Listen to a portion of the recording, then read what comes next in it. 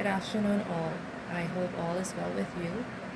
I'm pretty much making this video because I had two dreams within the space of 1 week, and I feel that the Lord wanted me to share it with others. And I hope that this message reach as much persons as possible. And if you had any similar dreams, I hope that you would share them and also make others aware.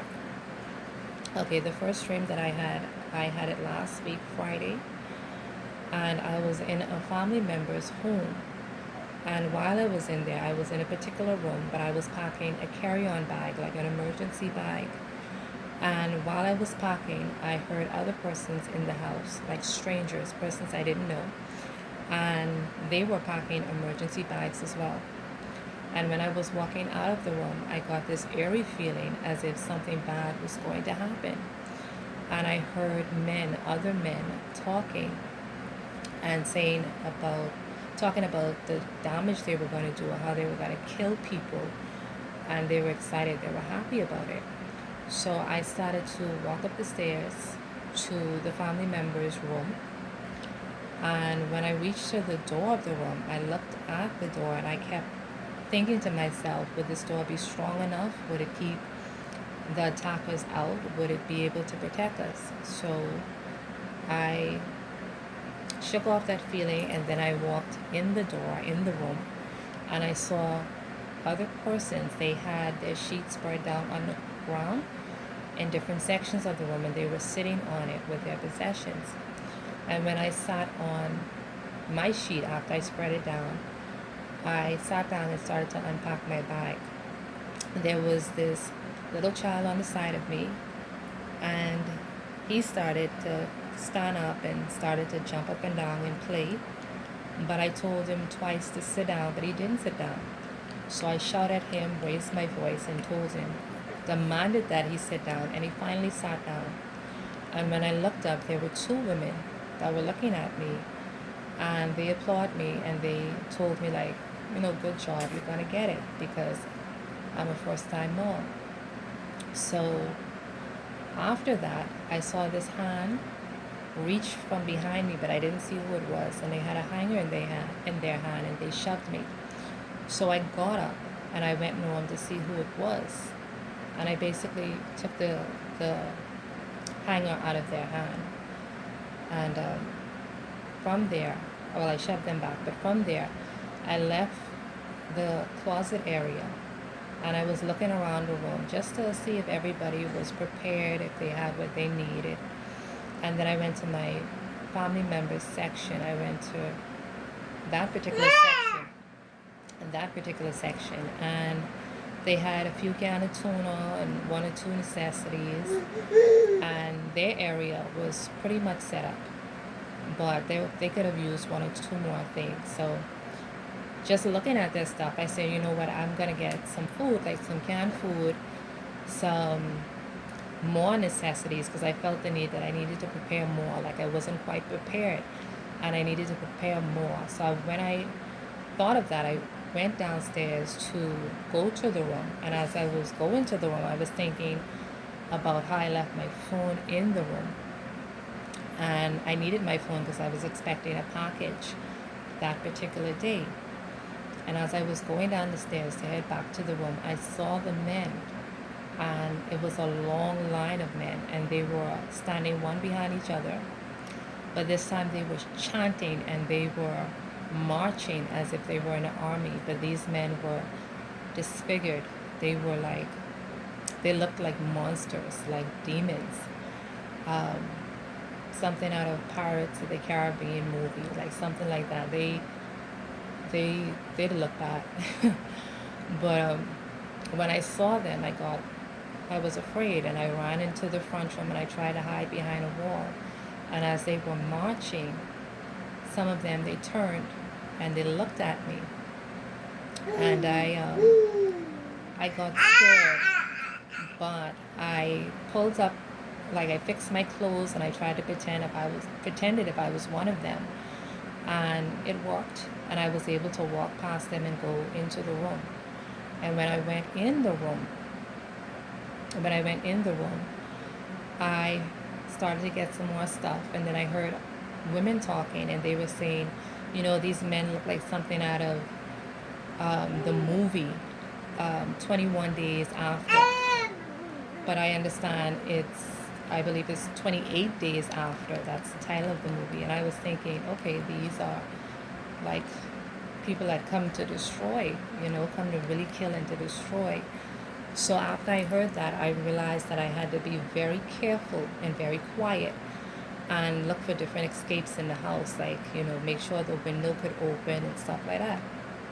So I grabbed what I needed and I went back up to the room. And when I reached the room, it dawned on me, like my heart, I can't explain it, but it dawned on me that all of the persons in the room was not prepared, and that they didn't have enough food, and that they were going to starve to death. And when I realized that, I went looking for the family member, and I told her, I said, I told her we need to get more stuff. We need to get food. The food isn't enough. We need to get more food. And as I was telling her that, she refused to listen. It was like she was in some type of trance, and she kept thinking and talking about how she looked good, and she purchased this new jacket, and persons were around her telling her, yeah, you look good, you look good. And she was like, yeah, I look good. And they were like, yeah, you look good. She was so wrapped up in, her appearance that she didn't hear me at all. Even though I pushed her and I started to try and get her attention and raise my voice, she wouldn't listen. So I left her and I started to go outside. There were persons that were going outside, and by this time it was night. And at that time, I know that time was sewn up, because early in the dream, I remember thinking how we had to hurry up, prepare, because the time is limited. We don't have too much time left. The time is limited. So it was already night, and I know it was soon time for the men. Even though we were in the same house, it was like some type of barrier or invisible field was around us that wouldn't allow them to hurt us before a particular time. But at that point in time, I realized that it was night and the time was sewn up. So we went outside to try and think of a plan.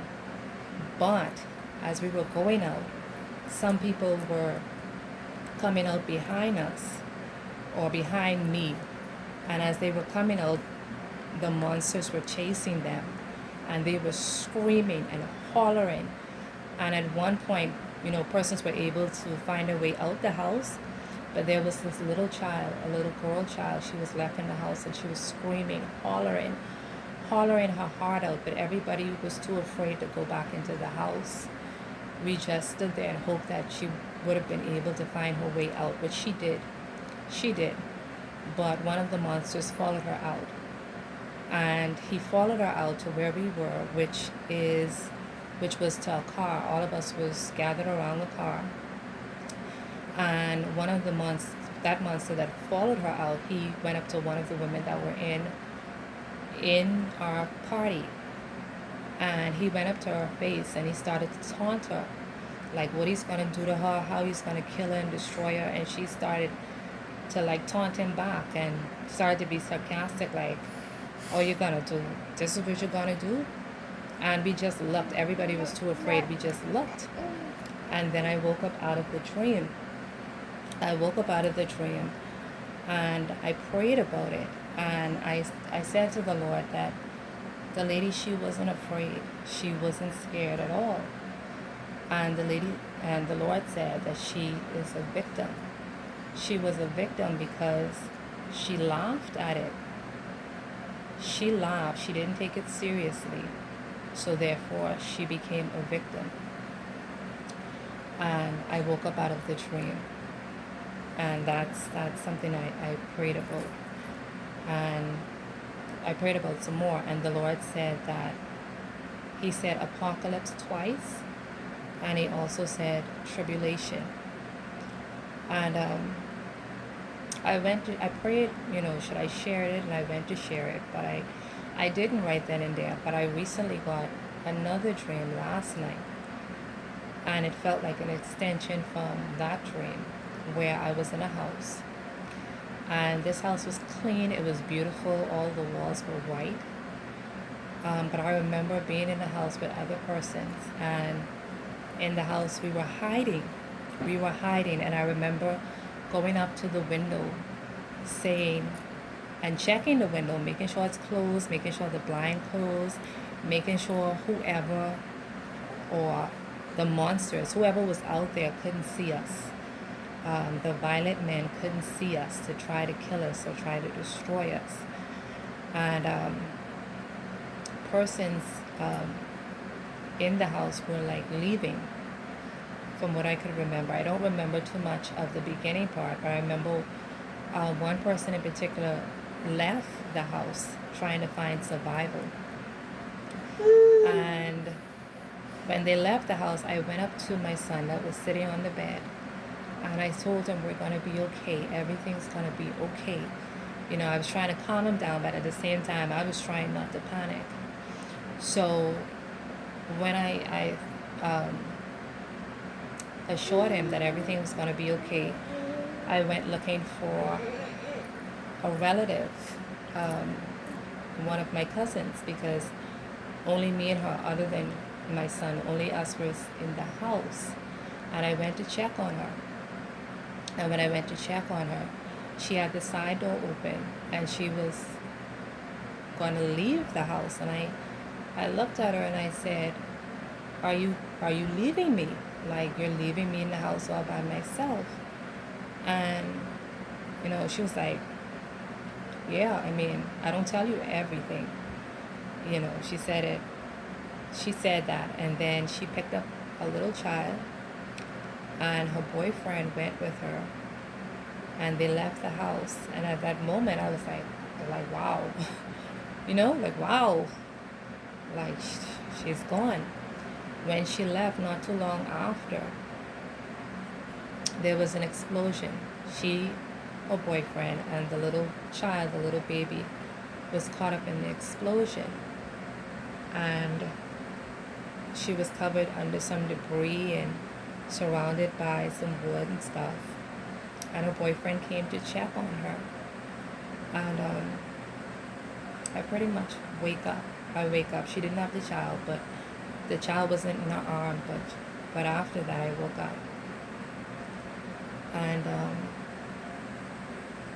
I'm pretty much sharing this because these are tribulation dreams. The Lord shared pretty much an extension or confirming the first dream with me, because this is going to happen. There is going to come a point in time where persons will be hiding out from whatever destruction is out there, whether it be wars, whether it be rumors of wars, whether it be violent men, whether it be monsters that were in the book of Revelations. There's going to come a time where saints are going to, not saints, but persons are going to gather together, and they're going to have resources, but physically, when it comes to the food and stuff, some persons are not going to be prepared. And like the first dream, persons are going to get so caught up in the distractions of vanity, of clothing, of how they look and how they dress and what they wear and how, you know, how good they look, the things of this world, that they're going to miss the signs. They're going to miss what the Lord is trying to show them or trying to tell them. And it's an eye-opening for me as well. And this is a time where I feel that we should prepare, yes, physically, but also spiritually. Prepare our hearts to forgive persons that may have wronged us, to make sure that our heart is in right standing, our heart is pure, and our hands are clean, and that we form a relationship with God for those who don't know Him, and for those who do know Him, to get even closer to Him, to get into the ark of safety, to make sure that there's oil in our lamp, to make sure when the Lord comes back that we be prepared, because tribulation is going to be some scary, scary time. And a lot of persons are not going to be prepared. They're thinking that, okay, once we do this and do that, but it just confirmed to me that persons aren't prepared. And we need to seek the Lord even more, because time is limited. The time that we think we have to do this and to do that, and the time is short. No man knows the day nor the hour, but the time is very, very short. And this is no better time than to prepare our hearts and to get closer with the Lord. I understood what the Lord was sharing with me and what I need to do more of. And I hope me sharing this with you would help you as well to seek the Lord for direction, to seek Him for answers, to seek Him for protection, to seek Him for strength and the courage. He told Joshua to be strong and courageous, because some things that may come on the earth, you don't want your heart to melt. You don't want to, you want to know that if the time comes where the Lord was to call you, that you would be with Him in paradise. Pretty much. So I hope this message be a blessing to you. And I pray that it would help you in some sort of way.